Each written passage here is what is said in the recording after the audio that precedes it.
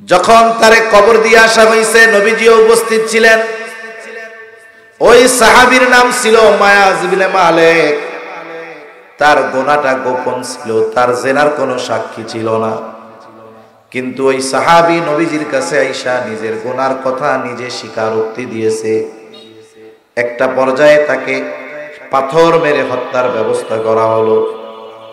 সে মারা গেল, তাকে জানাজা দিয়ে কবর দেওয়া হলো। নবীজিও উপস্থিত ছিলেন। যখন কবর দিয়ে ফিরে আসতেছে, দুইজন ওই মায়াজ ইবনে মালিকের কবরের দিকে ইশারা করে বলে, হায় রে মায়াজ ইবনে মালিক, লোকটা বড় বোকা, বড় বোকা।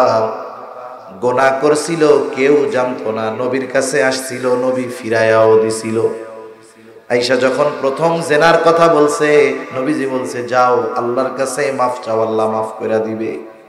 কিন্তু ওই লোকটা চিন্তা করছে, নবীজি তো বলছে প্রত্যেকটা অঙ্গ প্রত্যঙ্গের আলাদা আলাদা জেনা আছে।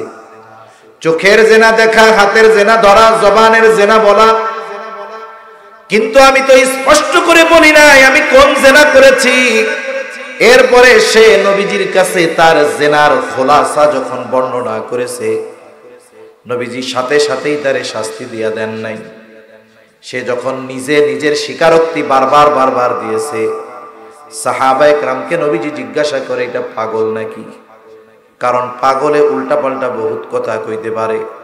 সবাই বলে না ইয়া রাসূলুল্লাহ, পাগল না। আরেকজনে বলে দেখো মদ পান করছে নাকি, কারণ মদ পান করে মাতাল হইলে উল্টাপাল্টা বলতে পারে। পরীক্ষা করা হলো না, মায়াজ ইবনে মালিক মাতাল নয়, স্বীকারোক্তি দিয়েছে, তার সুস্থতা প্রমাণিত হয়েছে। এবার তারে শাস্তি দেওয়া হয়েছে।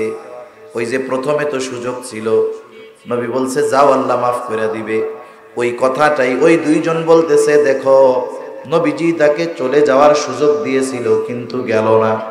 এই বোকা নিজের জেনার কথা মানুষের সামনে নবীকে জানায়া দিল, পাথরের আঘাতে তো মরলো, সাথে সাথে সমাজের মানুষও জেনে গেল মায়াজ ইবনে মালিক একজন জেনাকার।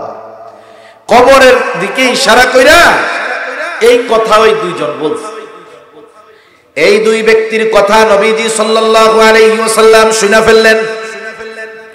কিছু দূর অগ্রসর হবার পর মরুভূমির মধ্যে একটা গাধা মরে পড়ে আছে, ফুলে গেছে রোদের তীব্রতায়।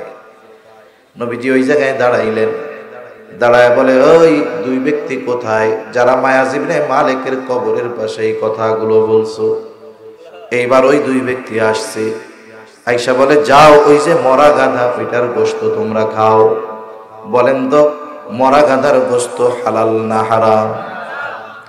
এইবার ওই দুইজন বলে ইয়া রাসূলুল্লাহ এটা তো হারাম। তখন নবীজি বললেন তোমরা তোমাদের ভাই মায়াজ ইবনে মালিকের ব্যাপারে কবরের পাশে এই কথাগুলো বলেছো।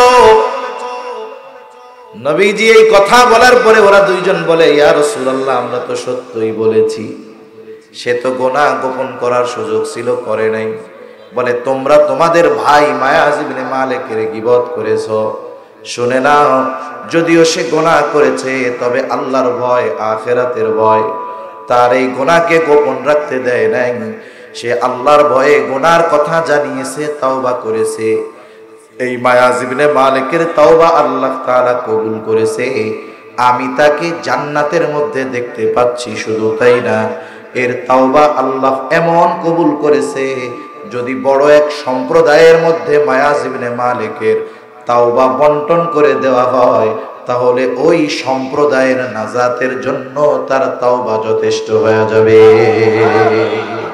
ইয়া আইয়ুহান নাসুত্তাকু রাব্বাকুমুল্লাযী খালাকাকুম মিন নাফসিন ওয়াহিদা وخلق منها زوجها وبث منهما رجالا كثيرا ونساء। পবিত্র কোরআনুল কারীমের অন্যতম প্রসিদ্ধ সূরা সূরাতুন নিসা। এই সূরার প্রথম আয়াতে একেবারে শুরুতেই আল্লাহ তাআলা গোটা মানব সম্প্রদায়কে অভিহিত করে বলেন ইয়া আইয়ুহান নাস, হে মানব সম্প্রদায়। ইত্তাকু রাব্বাকুম, তোমরা তোমাদের রবকে ভয় করো। এই পৃথিবীতে শুধু মানুষ নয়, যত সৃষ্টি আছে, জবান খুলে বলেন তো সব সৃষ্টির রবকে। রব মানে হলো প্রতিপালক।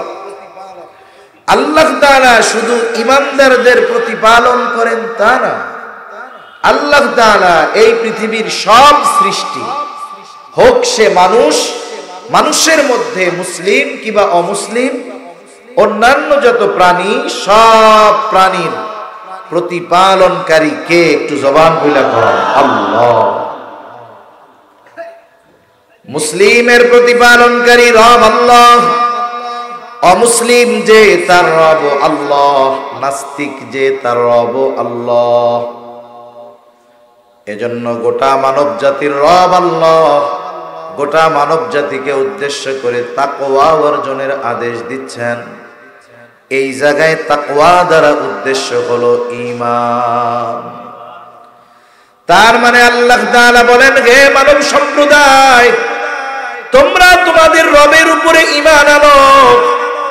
তাহলে আল্লাহ তাআলা যখন মানব সম্প্রদায়কে উদ্দেশ্য করে, গোটা মানব জাতিকে উদ্দেশ্য করে তাকওয়ার আদেশ দেয়, এই জায়গায় তাকওয়া দ্বারা উদ্দেশ্য হলো ঈমান আনা। কিন্তু আল্লাহ তাআলা যখন ঈমানদারদেরকে উদ্দেশ্য করে তাকওয়া অর্জনের আদেশ দেন, এই জায়গায় তাকওয়া দ্বারা উদ্দেশ্য ঈমান নয়, বরং তাকওয়া দ্বারা উদ্দেশ্য অন্য কিছু। কারণ আমরা তো ঈমান আনছি আলহামদুলিল্লাহ, তাইলে আমাদের তাকওয়া অর্জনের আদেশ আল্লাহ তাআলা দিলেন কেন? তার মানে এই জায়গায় ঈমানদারদেরকে তাকওয়া অর্জনের আদেশ দিচ্ছেন আল্লাহ, এখানে উদ্দেশ্য ঈমান নয়, বরং এই জায়গায় উদ্দেশ্য হলো কি, এটা বোঝার আগে তাকওয়া শব্দের সর্বাধিক ব্যবহৃত অর্থগুলো আমাদের জানতে হবে। তাকওয়া শব্দের সর্বাধিক ব্যবহার হয় দুইটা অর্থে, বেশি ব্যবহার হয় দুইটা অর্থে। তাকওয়া শব্দের একটি অর্থ হলো ভয় করা। তার মানে আল্লাহ তাআলা বলতেছেন, বান্দা ঈমানদার তুমি আমারে ভয় করো। তাকওয়া শব্দের আরেক অর্থ হলো বেঁচে থাকা। কিসের থেকে? বলে পাপের থেকে। এখন আসেন, ভয় তো মানুষকেও করে, মানুষ বিভিন্ন কারণে আরেকটা মানুষকে ভয় করে। তা আমরা আল্লাহ তাআলাকে যে ভয় করব, এই ভয়ের পদ্ধতিটা কেমন হবে? দুনিয়াতে একটা মানুষ আরেকটা মানুষকে ভয় করে সাধারণত দুই কারণে। কয় কারণে? জোরে বল। একটা হলো সমাজের সবচাইতে খারাপ, সমাজের সবচাইতে সন্ত্রাসী বড় যেটা, চরিত্রের দিক দিয়ে খারাপ যেটা, ওই ধরনের মানুষকেও মানুষ ভয় করে, কি করে না? খারাপ মানুষরে মানুষ ভয় করার কারণ হইল তার অনিষ্ট থেকে বাঁচার জন্য ভয় করে। এই জন্য কোন ক্ষমতাধর পাওয়ারফুল ব্যক্তি যদি খারাপ হয়, দেখা হইলে মিষ্টি হাসি দিয়ে আসসালামু আলাইকুম দেয়, পিছনে যাওয়ার পরে কয় আল্লাহ মরে নাকে আর কতকাল সালাম দিব। ঠিক কিনা কোন? তার মানে মানুষ অপর মানুষকে তার খারাপির কারণে ভয় করে, তবে এই ভয়ের সাথে থাকে ঘৃণা। কি থাকে? ঘৃণা থাকে, বদদোয়া থাকে। আবার সমাজের মানুষ অপর মানুষকে ভয় করে কেন? বলে অনেক সময় দেখবেন আপনাদের এলাকার সবচাইতে বড় বুজুর্গ মুত্তাকি পরহেজগার মানুষ যে, উনি যদি কোনো রাস্তায় চলে, দেখা যাবে ওই এলাকার মানুষ যারা ওনার ব্যাপারে জানে, ওনার আগমনে তারা সতর্ক হয়ে যায়। টেলিভিশন চললে বন্ধ করে দেয়, বিড়ি সিগারেট খাইলে ফালায়া দেয়। এক কথায় ওনার আগমনে ভীত হয়ে খারাপ কাজ ত্যাগ কইরা ভালো হয়ে যায়। এই যে লোকটারে যে মানুষ ভয় করে, বলে তার খারাপির কারণে ভয় করে না, বলে তার সম্মান ইজ্জত মোহাব্বত করে বিধায় তাকে ভয় করে। তাহলে ভালো মানুষরেও মানুষ ভয় করে। এই ভয়ের মধ্যে কি থাকে? সম্মান। এই ভয়ের মধ্যে থেকে মোহাব্বত। এখন কেন ভয় করে? বলে তার আজমতের দিকে খেয়াল রাখা। তাহলে আমরা আল্লাহরে ভয় করব কেন? বলে আল্লাহকে ভালোবেসে বান্দা ভয় করবে। ইমানদার সবচেয়ে বেশি ভালোবাসে আল্লাহ তাআলাকে, সাথে সাথে ইমানদার সবচাইতে বেশি ভয় পায় আল্লাহ তাআলাকে। এটা আমার কথা না, স্বয়ং আল্লাহ তাআলা কোরআনুল কারীমের মধ্যে বলেন, ওয়াল্লাযীনা আমানু আশাদ্দু হুব্বাল লিল্লাহ। যারা ইমানদার আল্লাহর জন্য তাদের ভালোবাসা হইল সুদৃঢ় ভালোবাসা, সবচেয়ে বেশি ভালোবাসা। তাহলে তাকওয়া শব্দের প্রথম অর্থ ভয় করা। ভয় করব কাকে? তবে এই ভয় হবে ভালোবাসার সাথে, ঠিক না? 2 নাম্বার অর্থ বলে তাকওয়া শব্দের অর্থ বিরত থাকা, বেঁচে থাকা। কিসের থেকে?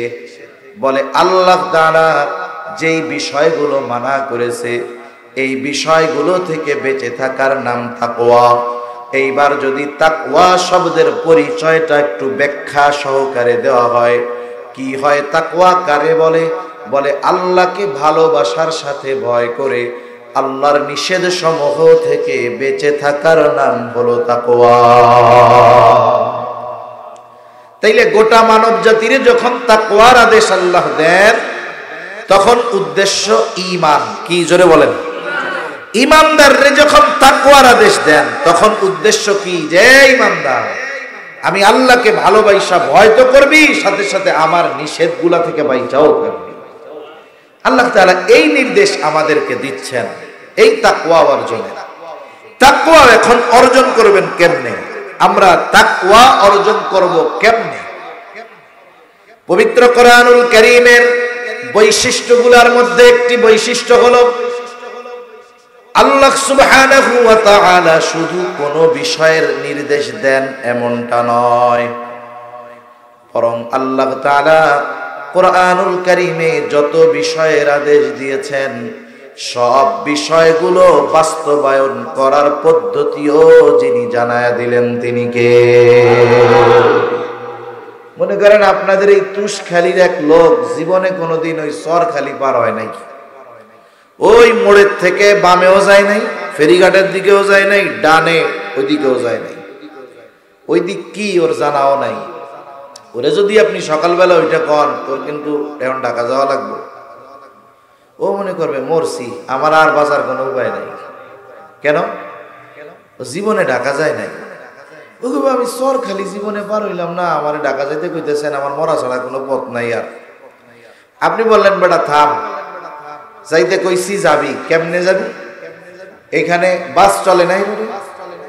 আপনি তারে কইলেন পাথরঘাটার থেকে বাস আসবে, আমি তোর ওই মোড়ের থেকে উঠাইয়া দিব, উঠবি যে উঠবি আর নামবি না। একেবারে এই বাস সব শেষে যাইয়া যখন সব যাত্রী নাইমা যাবে ওইখানে গিয়া অমকে আইসা তোরে নিয়ে যাবে। প্রথম বিষয় হলো ওরে যখন আপনি ঢাকা যাইতে বলছেন ওর মনে হচ্ছে আমার জীবন শেষ। যখন পদ্ধতি বইলা দিলেন তখন একটু সহজ লাগতেছে, ও আল্লাহ বাসে ওইটা বইলেই ঢাকা চলে যাওয়া যায়, এত সহজ। এরপরে দেখবেন যখন ওরে ওই জায়গার থেকে সুন্দর মতো বাস কাউন্টার থেকে নামায় নিয়ে গেছে বাসায়, ও ফোন দিয়া বলবে ও কাকা ঢাকা আসা এত সহজ, এ তো আমি আগে জানতাম না, আমি তো ভাবছি কি না কি হবে। তার মানে একটা জিনিস আদেশ করার পর এটা যতটা কঠিন থাকে ওই আদেশ বাস্তবায়নের পদ্ধতি বইলা দিলে ওইটা সহজ হয়ে যায়, ঠিক কিনা বলে? আল্লাহ তাআলা বান্দার প্রতি কত দয়ালু, কত মেহেরবান। আল্লাহ তাআলা শুধু বান্দাকে আদেশ করে তা নয়, ওই আদেশ বাস্তবায়নের পদ্ধতিও আল্লাহ বলে দেয়। এটা আল্লাহ তাআলার পক্ষ থেকে 2 পদ্ধতিতে হয়। কয় পদ্ধতি? একটা হলো আদেশ করার পর সুস্পষ্টভাবে ওই আদেশ বাস্তবায়নের পদ্ধতি আল্লাহ বলে দেয়, আর একটা হলো স্পষ্টভাবে বলে না ঠিক, তবে ইঙ্গিত দিয়া দেয় ওই জায়গায় যা। প্রথমে ইঙ্গিত দিয়া দেয়, সূত্র দিয়া দেয়। যেমন একটা ছেলে যদি অঙ্কের সূত্র বুঝা মুখস্থ করতে পারে, খালি মুখস্থ না, এই সূত্র বুঝেও মুখস্থ যদি করতে পারে, ওর জন্য অজানা অঙ্ক ওর জন্য সহজ হয়ে যায়, ঠিক কিনা বলেন? কোরআনুল কারীমে একটা হলো সুস্পষ্ট নির্দেশনা, আরেকটা হলো সুস্পষ্ট না, তবে আল্লাহ সূত্র দিয়া দিছে। সূত্র কেমনে দিছে? যেমন ঈমানের পরে সবচাইতে গুরুত্বপূর্ণ ইবাদত নামাজ। কি জোরে কোন? নামাজ ঈমানের পরে সবচাইতে গুরুত্বপূর্ণ ইবাদত। নামাজের কথা আল্লাহ তাআলা কোরআনুল কারীমের মধ্যে ৮২ জায়গায় বলেছেন। আবার এমনটা না ৮২ জায়গায় বলছেন এই জন্য নামাজ বেশি গুরুত্ব, এমন নয়। বরং আল্লাহ তাআলার আদেশ 10 বার করলেও যেমন গুরুত্ব, একবার দিলেও সমপরিমাণ গুরুত্ব। মুফাসসিরিনে কেরাম বলেন এই ৮২ জায়গায় আল্লাহ তাআলা একই কারণে নয়, বরং কমপক্ষে ৮২টা কারণে ৮২ বার নামাজের কথা আল্লাহ উল্লেখ করেছে। তাহলে নামাজের আদেশ দিয়েছেন আল্লাহ, এই আদেশ আছে কোরআনে। কোথায় আছে? জোরে কোন? কোরআন। এখন যদি গোটা পৃথিবীর সব আলেমদেরকে দায়িত্ব দেওয়া হয়, নামাজের আদেশ আছে কোরআনে, তাইলে নামাজ যে আমরা পড়ি এই পদ্ধতিটাও কোরআন থেকে বের করে দাও। কিয়ামত পর্যন্ত যদি ওই আলেমদের হায়াত দেওয়া হয়, নবীর হাদিস বাদ দিয়া, নবীর সুন্নাত বাদ দিয়া শুধু কোরআন থেকে 2 রাকাত ফজরের নামাজ যেইভাবে পড়ি সব মাসালা বের করে দাও, কিয়ামত পর্যন্ত হায়াত যদি পায়, ফজরের 2 রাকাত সুন্নাতের পদ্ধতি শুধু কোরআন থেকে বের করতে পারবে না। অসম্ভব, এটা পারবে না। এজন্য আমাদের দেশে একটা গ্রুপ আছে, আপনাদের অঞ্চলে আছে নাকি জানি না, এটা নতুন নতুন আবিষ্কার হইতেছে। কত কিছু এ দেশে আবিষ্কার হয়, আরবি পড়তে পারে না দেখা এক লাইন আহলে হাদিস হয়ে যায়। আছে না নাই? আরেক গ্রুপ আসতেছে আহলে কোরআন, বলে হাদিস টাদিস মানি না, নাউজুবিল্লাহ, শুধু কোরআন মানি। নাউজুবিল্লাহ বলেন। কেউ যদি বলে যে শুধু কোরআন মানি, হাদিস মানি না, হাদিস মানে না মানে নবীজির কথা, কাজ, মৌন সম্মতি এগুলা বিশ্বাস করে না, তাহলে বলেন তো কোরআনটা নাজিল কি আল্লাহ কাগজে কলমে লেখা বই আকারে আমাদের কাছে পাঠাই দিছে? কোরআন আসছে কার মাধ্যমে? তাহলে সেই নবীর কথাকে অস্বীকার করা মানে, ওরা যদিও বলে আহলে কোরআন, ওরা অবশ্যই অবশ্যই আহলে কোরআন নয়, বরং ওরাও আহলে কোরআন তো নয়, বরং ওরা কোরআনও অস্বীকার করে। কারণ কোরআন আল্লাহ তাআলা যেই নবীর কাছে পাঠাইছেন সেই নবীর কথা তারা বিশ্বাস করে না। আর নবীর হাদিস ছাড়া, সুন্নাহ ছাড়া কোরআনুল কারীমের ব্যাখ্যা বিশ্লেষণ বোঝা অসম্ভব, কোনোদিন সম্ভব না। তাহলে নামাজের কথা আছে কোরআনে, নামাজের পদ্ধতি তো কোরআনে নাই। নামাজের আদেশ করেছেন আল্লাহ, নামাজের পদ্ধতি শিখিয়েছেন মুহাম্মাদুর রাসূলুল্লাহ সাল্লাল্লাহু আলাইহি ওয়াসাল্লাম। এই জন্য নবীজি বলেন সাল্লু কামা রাআইতুমুনি উসাল্লি। নামাজের আদেশ তো আল্লাহ দিলেন, কেমনে সাহাবায়ে কেরাম নামাজ পড়বে নবীজি জানায় দিলেন। টেনশন পেরেশানির কোনো কারণ নাই। আল্লাহর নবী বলেন আমাকে যেভাবে নামাজ পড়তে দেখো তোমরা সেইভাবেই নামাজ পড়ো। কারণ আল্লাহর আদেশ, আল্লাহর আনুগত্য বাস্তবায়ন হবে রাসূলের আনুগত্যের মাধ্যমে। রাসূলকে বাদ দিয়ে আল্লাহর আনুগত্য করবা, এটা শয়তান ছাড়া আর কেউ না, ঠিক কিনা বলে? কোরআনুল কারীমে যত কিছু আছে, যেমন আল্লাহ তাআলা এক জায়গায় বলতেছে হে ঈমানদার আমার আনুগত্য করো। আমরা জিজ্ঞাসা করলাম আল্লাহ আপনার আনুগত্য কেমনে করব? আল্লাহ তাআলা বলেন মাইয়ুতি'র রাসূল ফাকাদ আতা আল্লাহ। যে আমার রাসূলের আনুগত্য করলো সে আমার আনুগত্য করলো।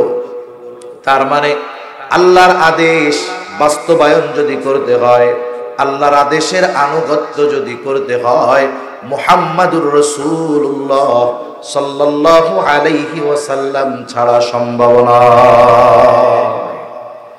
কোরআনুল কারীমে আল্লাহর পক্ষ থেকে যত বিধিবিধান আছে, বিধিনিষেধ যত কিছু আছে, যেই আইনগুলো আছে আল্লাহ তাআলা আমার আপনার নবী দুনিয়ায় থাকতে থাকতে ওইগুলারে প্র্যাকটিক্যাল নবীর দ্বারা বাস্তবায়ন করাইছেন।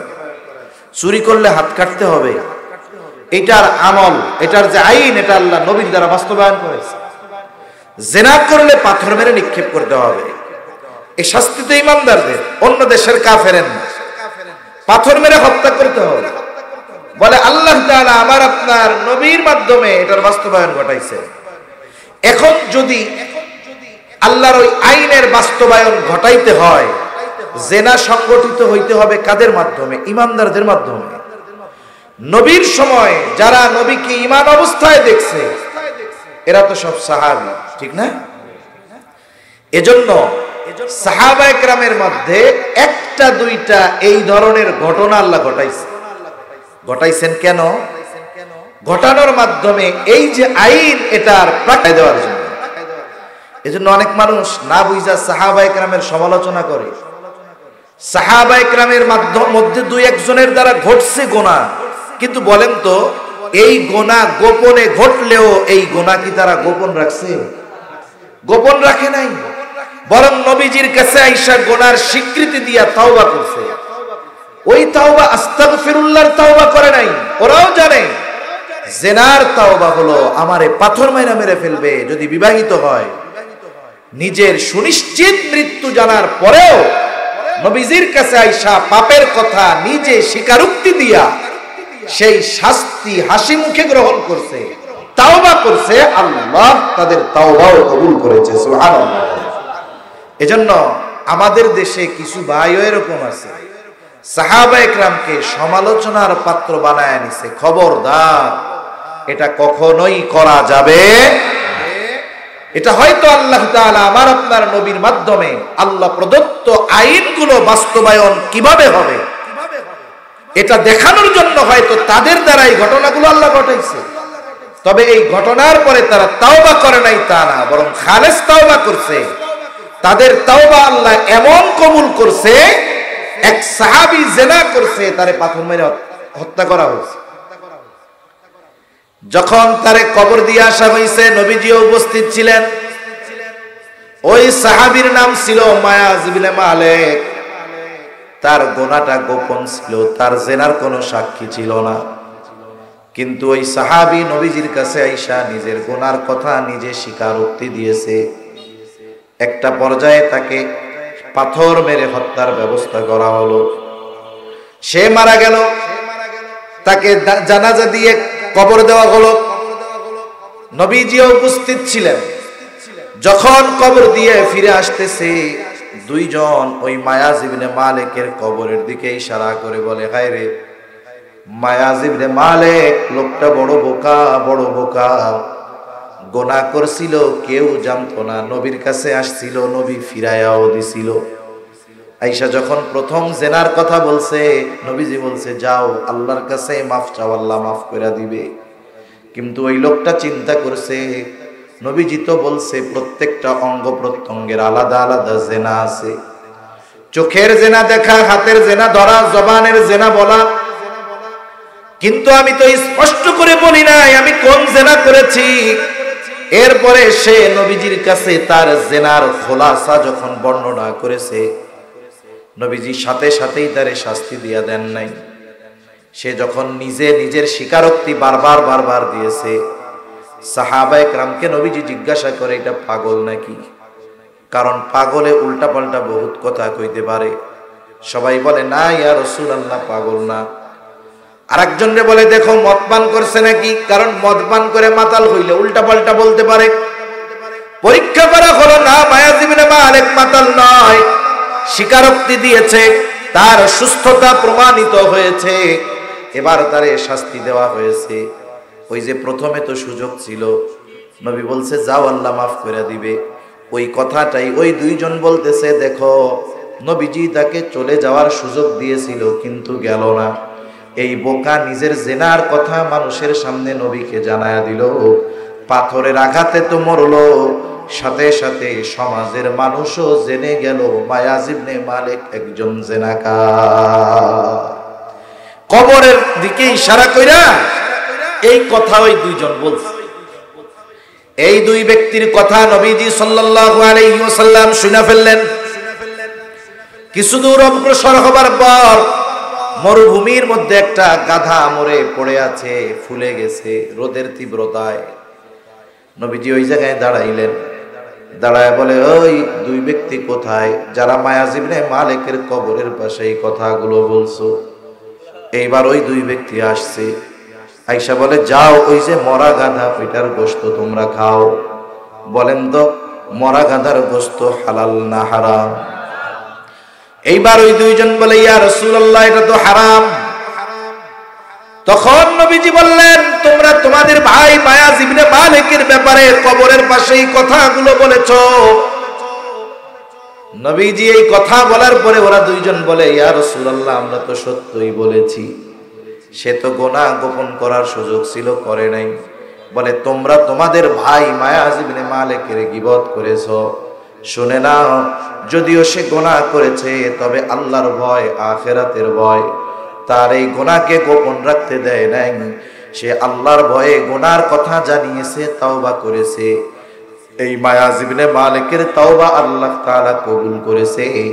আমি তাকে জান্নাতের মধ্যে দেখতে পাচ্ছি। শুধু তাই না, এর তাওবা আল্লাহ এমন কবুল করেছে, যদি বড় এক সম্প্রদায়ের মধ্যে মায়াজ ইবনে মালিকের তাওবা বন্টন করে দেওয়া হয়, তাহলে ওই সম্প্রদায়ের নাজাতের জন্য তার তাওবা যথেষ্ট হয়ে যাবে। তাহলে সাহাবায়ে কেরামের মাধ্যমে যদি কোনো পাপ ঘটেও থাকে, তারা কি পাপের উপরে ছিল না তাওবা করেছিল? আর তাদের তাওবার পাওয়ার কত, দাম কত? নবীজি বলতেছে যে এই তাওবা যদি এক সম্প্রদায়ের মধ্যে বন্টন করে দেওয়া হয়, ওই সম্প্রদায়ের পাপীদের নাজাতের জন্য তার তাওবা যথেষ্ট হয়ে যাবে। এজন্য অনেক সময় সাহাবায়ে কেরামের ব্যাপারে সমালোচনা করতে করতে অনেক ভাই দেখছে এটাও কয় যে সাহাবায়ে কেরাম তো জিনাও করছে। আস্তাগফিরুল্লাহ। এজন্য তাদের আজমতের দিকে খেয়াল রাখা। আমাদের এই উপমহাদেশে বিশেষ করে জিকির করি, লা ইলাহা ইল্লাল্লাহ,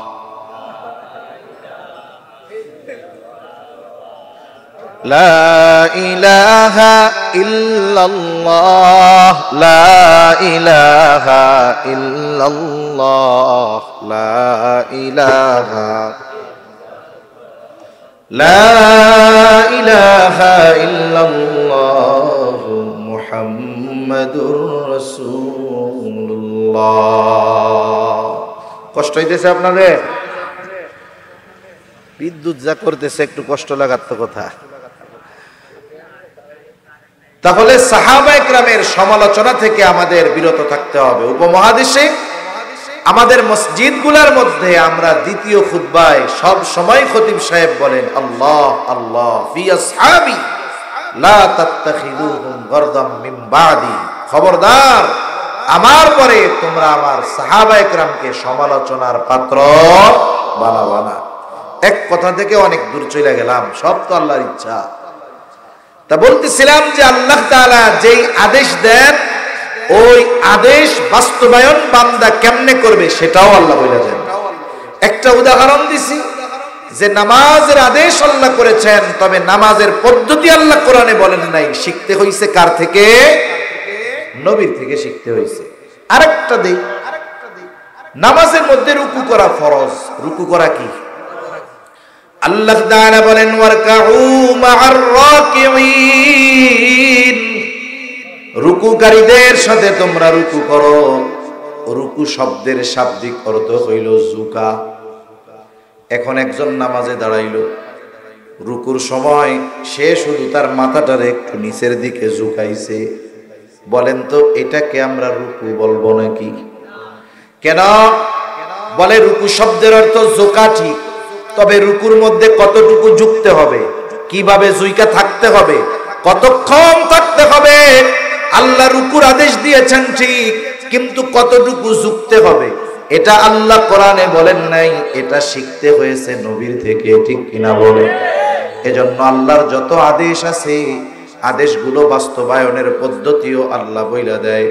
একটা হলো স্পষ্টভাবে, আর একটা হলো অস্পষ্টভাবে।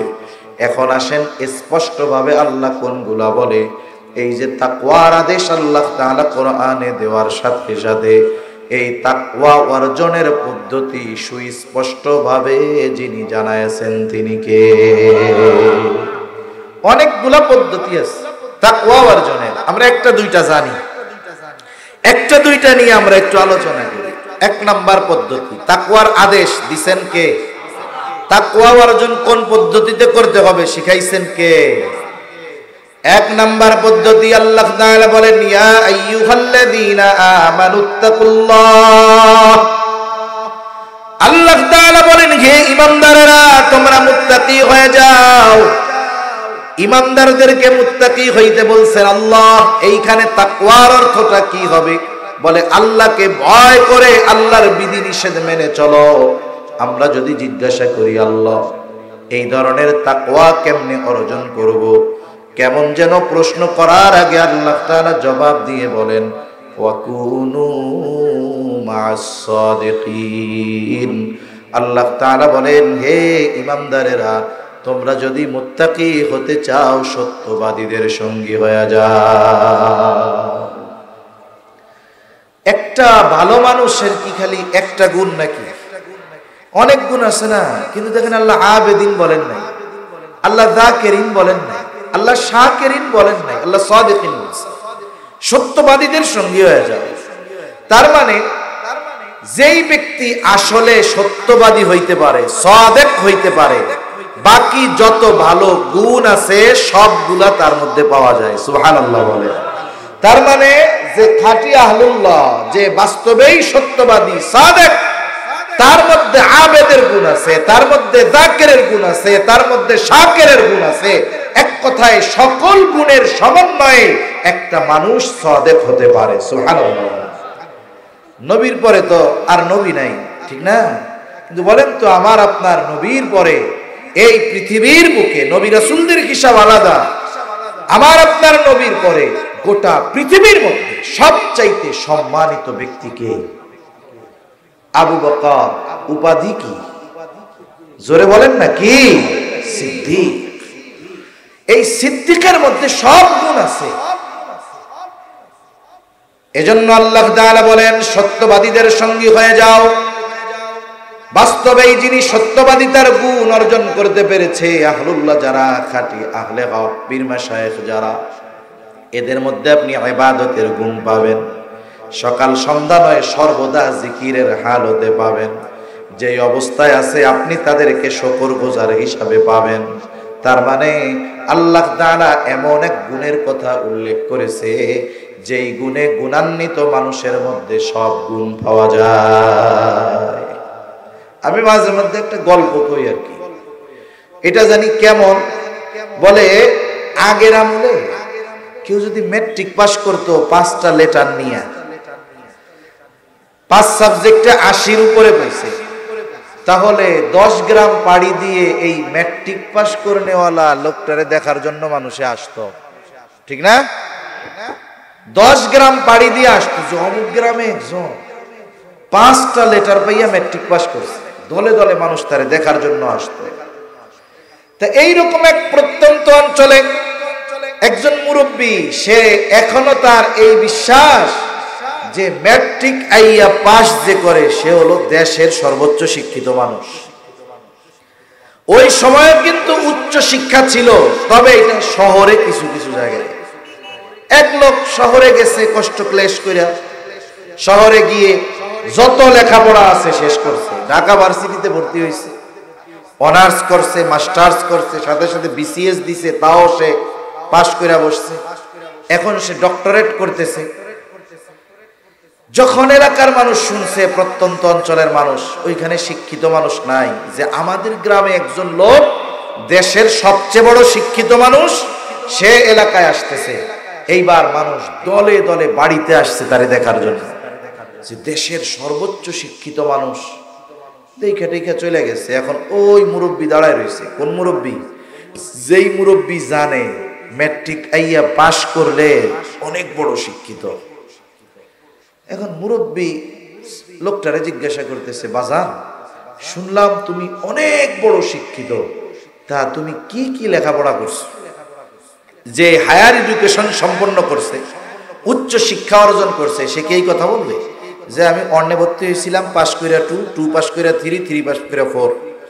তার কি সে প্রাইমারি লেভেলের লেখাপড়ার কথা বলবে? হাই স্কুল লেভেলেরটা বলবে? ও কমপক্ষে অনার্স লেভেল থেকে শুরু করবে। যে বলবে আমি ঢাকা ইউনিভার্সিটি থেকে অনার্স মাস্টার্স করছি, বিসিএস দিছি, সাথে সাথে অমুক সাবজেক্টের উপরে আমি পিএইচডি করতেছি, তার শিক্ষাগত যোগ্যতার পরিচয় দেওয়ার সময় সে তো ম্যাট্রিক আর আইয়া পাশের কথা কয় নাই। এবার মুরব্বী একটু ই করে কয়, এত পড়ালেখা করলা, ম্যাট্রিক আইয়া পাস করছিলা? বুঝেন নাই কথা মনে হয়। এখন বলেন তো, যেই লোক মাস্টার্স কমপ্লিট করছে সে যদি ম্যাট্রিক আইয়া পাস না করতো, তাইলে ওই পর্যন্ত যাওয়ার যোগ্যতা তার হইতো নাকি? তার মানে কি, যিনি বিএ পাস করছে, এমএ পাস করছে, বাকি নিচের সব সার্টিফিকেট তার থৈলার মধ্যে আছে, ঠিক কিনা বলেন? বলে যে সাদিকিনদের অন্তর্ভুক্ত হতে পারছে, তার বাকি সব ভালো গুণ তার পকেটের মধ্যে আছে। এজন্য আল্লাহ এমন এক গুণের কথা উল্লেখ করছে যে ওই গুণের মানুষের কাছে গেলে বাকি সব ভালো গুণ তার থেকে পাওয়া যাবে। এখানে মূলত আল্লাহ তাআলার সুহবত, সংস্পর্শতা, আল্লাহ তাআলা এই বিষয়টারও গুরুত্ব দিয়েছেন যে কিছু বিষয় আছে লেখাপড়া করে অর্জন করা যায়, আর কিছু বিষয় আছে যেটা সুহবতের মাধ্যমে অর্জন করতে হয়। এখন তো মানুষ অনেক সচেতন, কিন্তু অনেক জায়গায় এখনো এমন আছে 8 ফেল ডাক্তার অভাব নাই। ডাক্তার কিন্তু উনি 8 ফেল। বলেন তো 8 ফেল করে কি ডাক্তার হওয়া যায় না? উনি কেমন ডাক্তার? মনে করেন এক এলাকায় একজন অভিজ্ঞ ডাক্তার ছিল, এখন তার জিনিসপত্র ধরার জন্য, ওষুধ নিয়ে দেওয়ার জন্য একটা লোক দরকার। এক ছেলে গরিব মানুষ, ম্যাট্রিক ফেল করছে, মা বাপ কয় যা কি সেন্দে আর নয় অন্য কাম করে আমাকে খাওয়া লেখাপড়া করাইতে পারবো না। এখন ওই ডাক্তার কইছে কি আর করবি, তুই আমার লগে আমার দোকানে থাক, আমার সাথে একটু হাতে জিনিসপত্র ধরাই দিলি, ওষুধ দেখাই দিলাম, বিক্রয় করলি। এখন এই 8 ফেল আল্লাহর বান্দা 20 বছর ওই ডাক্তারের সোহবতে থাকছে। 20 বছর ডাক্তারের সোহবতে থাইকা উনিও মোটামুটি প্রায় ডাক্তার হয়ে গেছে, বুঝেন নাই?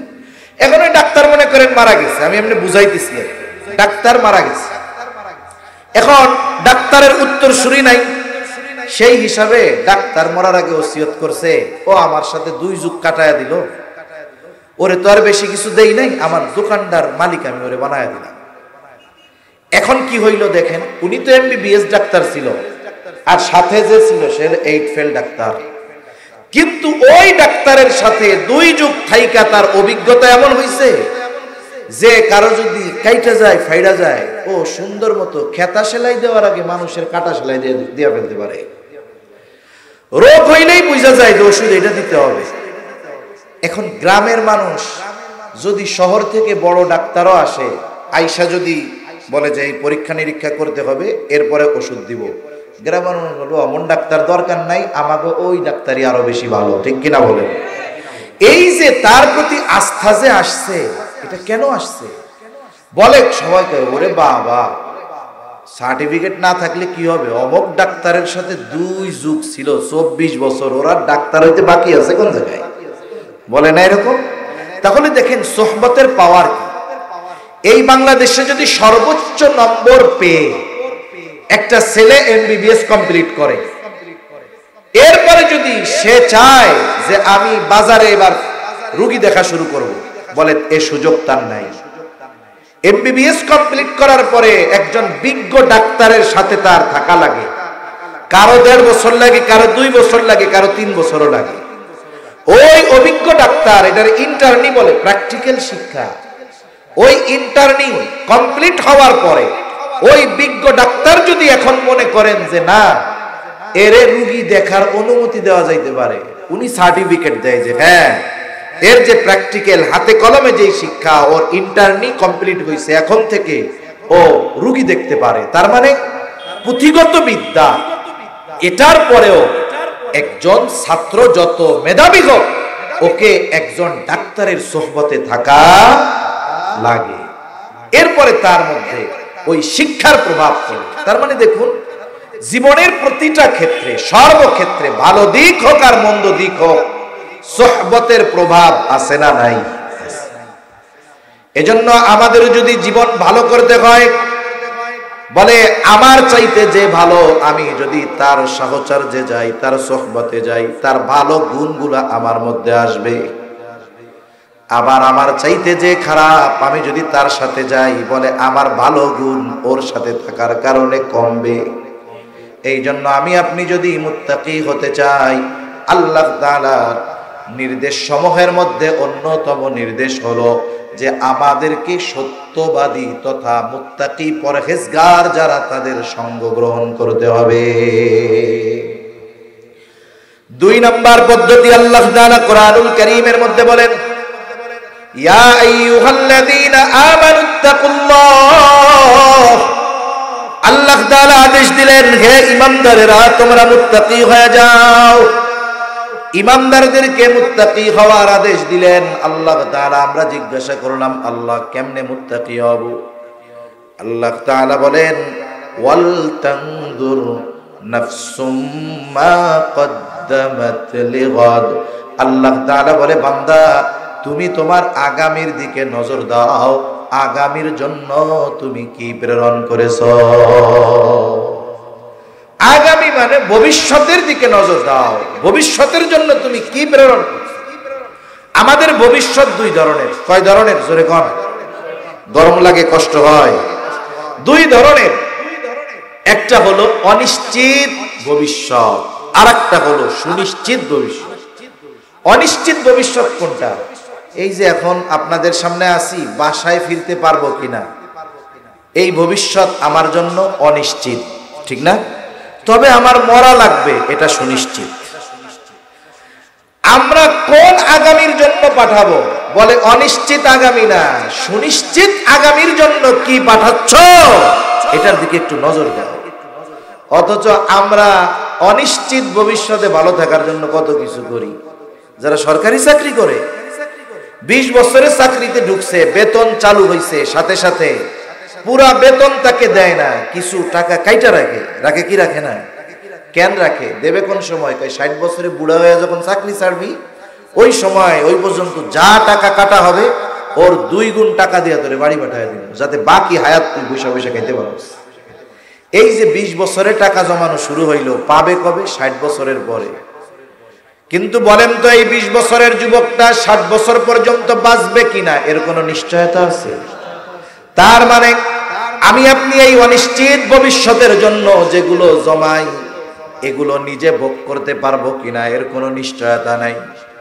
আল্লাহ তাআলা এই জায়গায় অনিশ্চিত ভবিষ্যতের কথা বলেন নাই, সুনিশ্চিত ভবিষ্যতের কথা বলেছেন। সুনিশ্চিত ভবিষ্যৎ মৃত্যু, কবর, হাসর। কেমন যেন আল্লাহ তাআলা বলে, বান্দা তোমার সুনিশ্চিত ভবিষ্যতের দিকে নজর দাও। কবরে ভালো থাকার জন্য তুমি কি পাঠাইছো? জান্নাতে যাওয়ার জন্য তুমি কি প্রেরণ করেছো? এই জন্য আমাকে আপনাকে জীবনের হিসাব করা লাগবে। আমি এই দুনিয়ায় কি জমাইলাম, আখিরাতে ভালো থাকার জন্য এই হিসাব আমার আপনার করা দরকার। এই জন্য বুজুর্গানে দিন যতগুলো সবক দেন, এর মধ্যে একটা সবক আছে মুহাসাবা, হিসাবের কথা বলেন। বুজুর্গানে দিন মুযাকারার কথা বলেন, মুহাসাবার কথা বলেন। মুযাকারা মুহাসাবা একত্রেই করা যেতে পারে। আপনি আমি রাতের বেলা যখন সমস্ত কাজ বাদ দিয়া একেবারে ঘুমানোর জন্য বিছানায় চলে যাব, চোখ 2টা বন্ধ করে একটু চিন্তা করব, আহারে আমার জীবনের হিসাবটা একটু করি। আজকে সারা দিনে আমার ভালো কাজ কয়টা, মন্দ কাজ কয়টা। এখন যদি কোনো ব্যক্তি নিরিবিলি নিজের সারা দিনের ভালো কাজ আর মন্দ কাজের হিসাব করে, বলেন তো ভালো কাজ আর মন্দ কাজের হিসাব বের করতে পারবে কিনা? হিসাববিহীন জীবন সফল হয় না। আপনাদের বাজার বড় বাজার, এই বাজারে বড় ব্যবসায়ী আছে। যত বড় ব্যবসায়ী দেখবেন তার ব্যবসার হিসাব তত কঠিন। একজন ব্যবসায়ী সফলতার জন্য যত গুণ প্রয়োজন, এর মধ্যে একটা হলো তাকে হিসাবী হতে হবে। হিসাবী মানে কিপটামি না, হিসাবী হতে হবে। সে দেখবেন দোকান বাজার বন্ধ হয় 10টায়, দোকান বন্ধ করে 9টায়। এইবার দোকানে শাটার নামাইয়া ভিতরে সে হিসাব করে আজকে কয় টাকা বেচা হইল, কয় টাকার মাল জিনিস রাখলো, কয় টাকা বাকি গেল। এরপরে একটা হিসাব দাঁড় করাইতে পারে যে আজকে আমার 1 লাখ টাকা বেচা কেনা হইছে, 20,000 লাভ। বাকির খাতা টান দিয়া দেখে বাকি গেছে 30,000। 1 লাখ বিক্রয় করলে লাভ হয় কত, বাকি গেছে কত, কত আজকের লাভ তার পকেটে না পাবলিকের পকেটে? এইভাবে যদি 6 মাস ব্যবসা চলে, ব্যবসা থাকবে না লালবাতি জ্বলবে? এইবার ওই ব্যবসায়ী হিসাব করে আমি যদি নগদ 50,000 বেশি 10,000 লাভ হবে, বাকি 1 লাখ বেচা এর মধ্যে 30,000 বাকি যদি দেই, আসলও থাকলো না, মূলধন থেকে আরো 10,000 গেল গা। এখন হিসাব করে তার কর্মচারীদের কি কয়, এই আগামীকালকে যদি আমার আব্বাও বাকি চায় 1 টাকা বাকি দিবি না, বেচা কেনা যা হবে নগদ। এখন দেখুন এই যে হিসাবের কারণে কি হইল, হিসাবের কারণে সে আগামীকাল তার ব্যবসা কেমনে পরিচালনা করবে এই সিদ্ধান্তে সে উপনীত হইতে পারবে।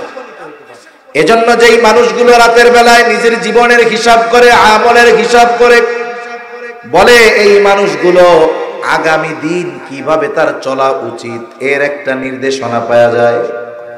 মনে করেন এক আল্লাহর বান্দা রাতের বেলা বিছানায় মাথা লাগায়া হিসাব করতেছে আজকে গুনাহ কত, সওয়াব কত। হিসাবের পরে দেখা গেল তার গুনাহ বেশি, সওয়াব কম। স্বাভাবিকভাবে মানুষ একা একা যখন থাকে যেই বিষয়গুলো চিন্তা করে সেইটার প্রভাব তার উপরে পড়ে।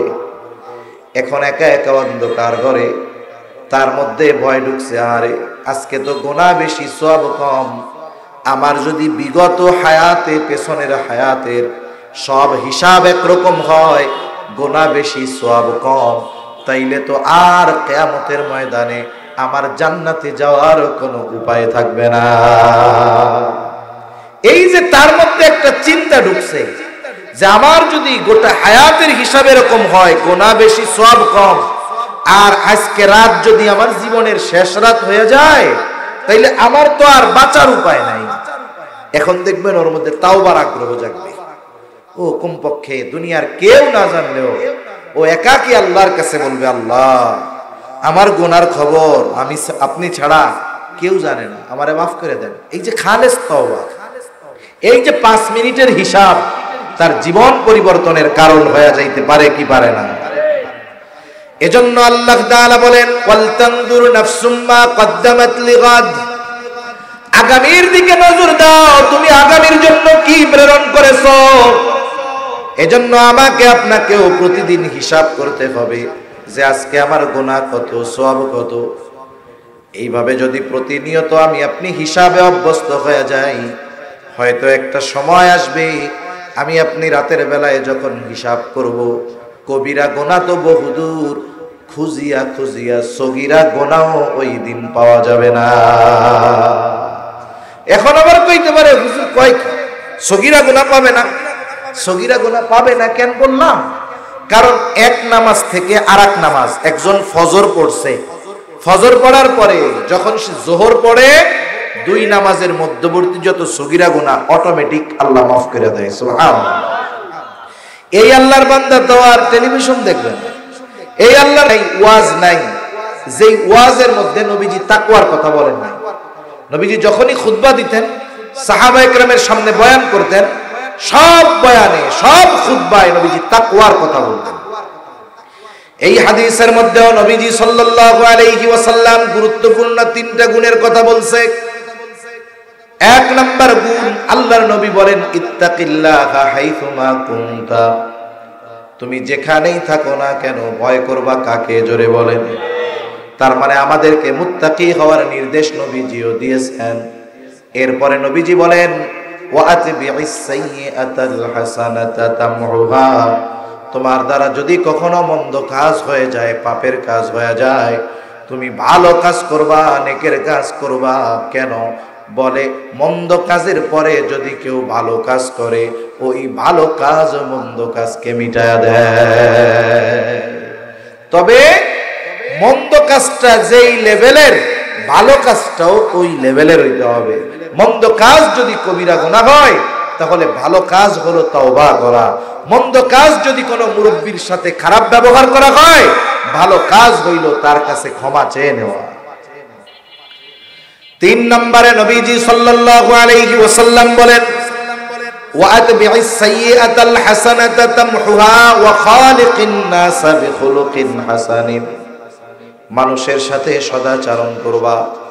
সদাচার এটা ব্যাপক অর্থবোধক একটি শব্দ। সদাচার হলো যেই মানুষটা যেমন হক আমার কাছে প্রাপ্য, ওই মানুষের সাথে ওই হক আদায় করার নাম হলো সদাচার। মা বাবার সাথে সদাচরণ মানে কি? মা বাবার হক আদায় করা। সাধারণ মানুষের সাথে সদাচরণ মানে কি? সাধারণ মানুষ যেই হক আমার কাছে পায় সেটা আদায় করা। আরে অমুসলিমের সাথেও সদাচরণ আছে, বলে সে মানুষ হিসাবে আমার কাছে যেই হক পায় সেই হক আদায় করা, এটা হলো তার সাথে সদাচরণ। আর এই 3 গুণের সমন্বয়ে যেই হাদিস, এই হাদিসের উপরে যদি আমরা আমল করতে পারি তাহলে 1 নম্বরে আল্লাহর হক আদায় করা হয়, 2 নম্বরে ব্যক্তির নিজের হক আদায় করা হয়, 3 নম্বরে মানুষের হক আদায় করা হয়। আল্লাহর হক কি? বলে আল্লাহর হক হলো তারই ইবাদত করা, তার সাথে কারো শিরিক না করা। এখন যে মুত্তাকি মানে আল্লাহকে ভালোবাসে, ভয় করে, সাথে সাথে আল্লাহ তাআলার আদেশ নিষেধ মেনে চলে, বলেন তো সে কোনোদিন শিরিক করবে? অন্য কারো দাসত্ব করবে? তার মানে মুত্তাকি বান্দাই আল্লাহ তাআলার হক যথাযথভাবে আদায় করে। 2 নম্বর কথা নবীজি বলছেন, মন্দ কাজ হইলে ভালো কাজ করো। মানে আমার দ্বারা যদি কোনো পাপ হয়, আমি এই পাপ মোচনে ভালো কাজ করব। কেন করে? মানুষ নিজে নিজের উপরে জুলুম করে, শিরকের মাধ্যমে আল্লাহর সাথে জুলুম করে, আর আমি আপনি নিজের উপরে নিজে জুলুম করি। আমরা তো অনেক সময় জুলুম বলতে বুঝি একজনকে পিটাইলাম, মাথা ফাটাইয়া দিলাম, তার হক মাইরা খাইলাম। শুধু এটাই জুলুম নয়, মানুষ নিজের উপরে নিজে জুলুম করে পাপাচারে লিপ্ত হওয়ার মাধ্যমে, গুনাহ করার মাধ্যমে মানুষ নিজের উপরে জুলুম করে। আল্লাহ তাআলা কোরআনুল কারীমের মধ্যে এই কথা বলছে। আল্লাহ তাআলা সৃষ্টির শুরু থেকে নিয়ে 12টা মাস আল্লাহ তাআলা নির্ধারণ করেছে। এই 12 মাসের মধ্যে 4টা মাস সম্মানিত মাস। বিশেষ নির্দেশনা আল্লাহ তাআলার পক্ষ থেকে এই 4 মাসে কি করবে? আল্লাহ তাআলা বলেন, ফালা তাযলিমু ফীহিন্না আনফুসাকুম। এই মাস সমূহের মধ্যে বিশেষ নির্দেশনা আল্লাহ তাআলার পক্ষ থেকে যে তোমরা এই মাস সমূহতে নিজেদের উপরে নিজেরা জুলুম করিও না। তার মানে বিশেষ করে এই মাস সমূহতে তোমরা পাপের সাথে জড়ায়। তার মানে আমরা নিজেরা নিজেদের উপরে জুলুম করি পাপের মাধ্যমে। এখন যদি তাওবা করি তাহলে কি হবে? এই পাপ ঝরে যাবে। ভালো কাজ করি, মন্দ কাজ আল্লাহ দূর করে দিবে। এজন্য এর মাধ্যমে মানুষ নিজের হক নিজে আদায় করে। 3 নম্বর হক, মানুষের সাথে সদাচরণকারী হওয়ার মাধ্যমে মানুষ অপর মানুষের হক আদায় করে। তাহলে আমরা যদি মানুষের হক আদায় করতে পারি, যে যেমন আচরণ আমার কাছে পাও না তার সাথে যদি তেমন আচরণ করতে পারি, যে যেই হক আমার কাছে পাও না আমরা যদি তাদের হকগুলো আদায় করতে পারি, তাহলে যদি আমল কিছু কমও থাকে, কিয়ামতে আল্লাহ তাআলা আশা করা যায় মাফ করে দিবে, নাজাত দিয়া দিবে। ঠিক কিনা বলেন? কিন্তু যদি মানুষের হক নষ্ট করে আমরা মরি, তাহলে কিয়ামতের দিন ওই মানুষটা আল্লাহর কাছে অভিযোগ দায়ের করবে যে আমার হক নষ্ট করছিল, এখন আমার হকটা আদায় করে দেন। এখন আমার হক কি করে দেন? আল্লাহ আদায় করে দেন। হয়তো 10 টাকা মেরে খাইছিল, ওই দিন একটা হজের সওয়াব ওই 10 টাকা দুনিয়ায় মেরে খাওয়ার কারণে তারে দেওয়া লাগবে। এজন্য আল্লাহ রাসূল সাল্লাল্লাহু আলাইহি ওয়াসাল্লাম মানুষের হকের ব্যাপারে সচেষ্ট ছিলেন। দুনিয়া থেকে যাওয়ার আগে সাহাবায়ে কেরামকে মসজিদে নববীর মধ্যে নবীজি একত্রিত করছেন, তখন অসুস্থ। যে কথাগুলো নবীজি বলছেন এর মধ্যে একটা কথা হইল, তোমরা যদি কেউ আমার কাছে কোনো হক পাও না থাকো, আমার কাছ থেকে সেটা চেয়ে নাও, কারণ আমি চাই না কেউ আমার কাছে কোনো কিছু পাওনা থাকবে আর এই অবস্থায় আমি আল্লাহর সাথে মিলিত হব। আবার মনে রাখতে হবে, টাকা পয়সার সাথেই যে শুধু বান্দার হক সম্পৃক্ত তা না, আচরণের সাথেও বান্দার হক সম্পৃক্ত। নবীজি সাল্লাল্লাহু আলাইহি ওয়াসাল্লাম এক হাদিসের মধ্যে বলেন, তোমরা ওই দিন আসার আগে সতর্ক হও। কোন দিন? বলে যেই দিন আল্লাহ তাআলা বাদী বিবাদীর মধ্যে ফয়সালা করে দিবে। দুনিয়াতে কেউ যদি কারোর সাথে অন্যায়ভাবে খারাপ আচরণ করে, অন্যায়ভাবে যদি খারাপ আচরণ করে, কিয়ামতের দিন এই বিষয়েরও ফয়সালা করবেন কে? আরো জোরে বলেন কে? আল্লাহ ফয়সালা করবে। এজন্য আজকে আমরা কি শিখলাম? মাহফিল তো শুনলাম, মাহফিল থেকে কিছু নিয়ে যাওয়া লাগবে না? এই যে পোকের মধ্যে, গরমের মধ্যে, বৃষ্টির মধ্যে এই যে বৈশা বৈশা আপনারা, আমি তো উপরে চেয়ারে বসছি, আপনারা কত কষ্ট করে বৈশা আছেন, আবার বাতাসও শুরু করছে আমার পেছন দিয়া, বাদ দেন, থাক, লাগবো না। এই যে কষ্ট করে এত সময় ব্যয় করা হলো, আমি কি অর্জন করলাম? আমাকে এটা হিসাব করতে হবে। আজকে কি শিখলাম? আমরা একটা হাদিস শিখলাম, যেই হাদিসের মধ্যে তাকওয়া অর্জনের নির্দেশ দিয়েছেন নবীজি সাল্লাল্লাহু আলাইহি ওয়াসাল্লাম। আর আল্লাহ তাআলাও বলেছেন, হে ঈমানদারেরা, তোমরা মুসলমান না হয়ে মৃত্যুবরণ করো না। আল্লাহ বলেছেন, ইয়া আইয়ুহাল্লাযীনা আমানুত্তাকুল্লাহ হাক্কা তুকাতিহি, হে ঈমানদারেরা, তোমরা আল্লাহকে ভয় করো, ভয় করার মতো ভয় করো। ওয়ালা তামুতুন্না ইল্লা ওয়া আনতুম মুসলিমুন, আর মুসলমান না হয়ে মৃত্যুবরণ করো না। মুসলমানই দিলেই সে মুসলমান না, বুঝলেন? মুসলমানই ছিলেন তো, ওইটা দিলেই মুসলমানই না। এখন অনেক অমুসলিমরা ওইটা কেটে ফেলে, তাই বলে কি সে মুসলমান হয়ে যাবো? গরুর গোশত খাইলেই মুসলমান না। প্রকৃত মুসলমান কে হবে? একটার পর একটা কথা আল্লাহর পক্ষ থেকে, যে আল্লাহকে যথাযথভাবে ভয় করে, আল্লাহর নিষেধ আদেশ অমান্য করে, এই ব্যক্তি আসলে মুসলমান হয়। এজন্য আল্লাহ বললেন যে মুসলমান না হয়ে মইরো না। তার মানে কি? যে নিজের সব কিছুকে আল্লাহর সামনে সঁপে দেয়, আল্লাহর বিধিনিষেধ মেনে চলে, এই ব্যক্তি মুত্তাকি। আর মুত্তাকি মাত্রই প্রকৃত মুসলমান হতে পারে। সাথে সাথে আল্লাহর হকের বিষয়ে শিখলাম, নিজের হকের ব্যাপারে জানলাম, সাথে সাথে মানুষের সাথে সদাচরণের মাধ্যমে মানুষের হক আদায় করতে হয়, এটা আমরা জানলাম। আল্লাহ তাআলা কথাগুলোর উপরে আমল করার তৌফিক দান করেন। আমিন। সবাই বলি আমিন।